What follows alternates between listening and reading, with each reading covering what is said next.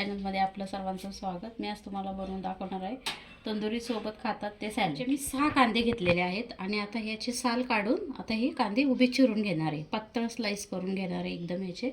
तर असे एक एक करून हे 6 कांदे कापून घेते मी। तंदुरीपेक्षा हा कांदा खूप खायला आवडतो सर्वांना, हे सॅलड खूप आवडतं। एक एक करून सगळं कांदे मी कापून घेणार आहे। पातळ कांदे कापायचे आहेत एकदम आणि उभे चिरायचे। कापून घेतले अशा प्रकारे कांदे कापून घ्यायचे बघा। ते सुद्धा बारीक कापून घेणार आहेत लांब लांब।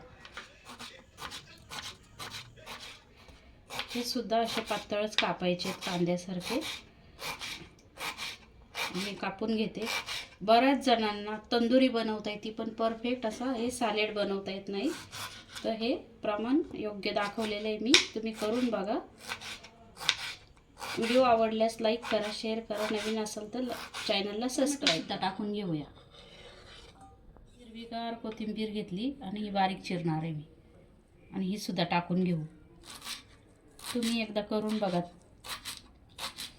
ही अशी बारीक चिरायची कोथिंबीर अशी ताजी ताजी मस्त घ्यायची, अजून ते सॅलड छान लागतं।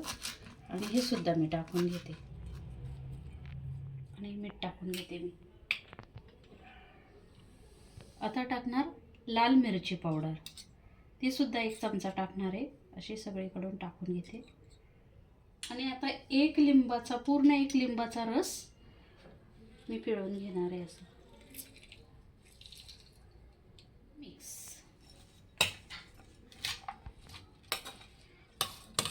हे असं चांगलं मिक्स केलंय आणि बघा अशीच मिळते का चटणी।